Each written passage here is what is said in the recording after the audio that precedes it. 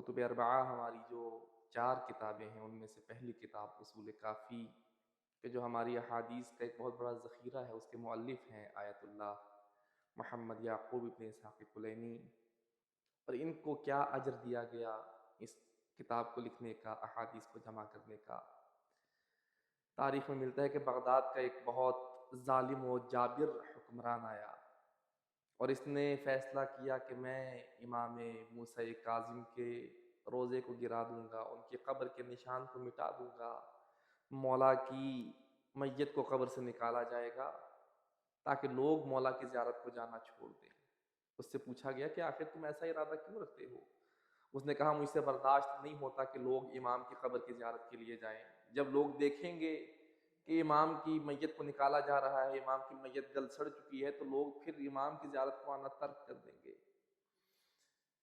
کہتے ہیں کہ اس کے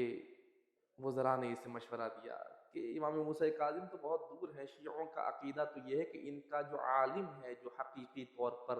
علوم محمد و آل محمد کا مالک ہے، اس کے بارے میں بھی ان کا عقیدہ یہ ہے کہ اس کی بھی میت خراب نہیں ہوتی۔ پہلے آؤ ان کے عالم دین کی قبر کو کھودتے ہیں، پھر امام کی قبر تک جائیں گے۔ یہ کہتے ہیں دیکھا کہ وہیں پر قریب میں آیت اللہ کلینی کی قبر موجود ہے، انہوں نے فیصلہ کیا کہ ان کی قبر کو کھود کر ان کی میت کو نکال کر بتایا جائے گا دیکھو کہ جو تمہارا عقیدہ ہے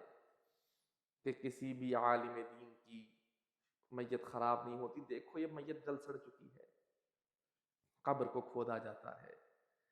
قبر کو کھودنے کا آغاز ہوا، اور کھودتے کھودتے جب میت تک پہنچے تو دیکھ کر سب حیران رہ گئے کہ آیت اللہ کلینی قبر کے اندر بالکل آرام کے ساتھ، جیسے انسان اپنے بستر پہ موجود ہوتا ہے ویسے قبر میں آرام سے لیٹے ہوئے ہیں۔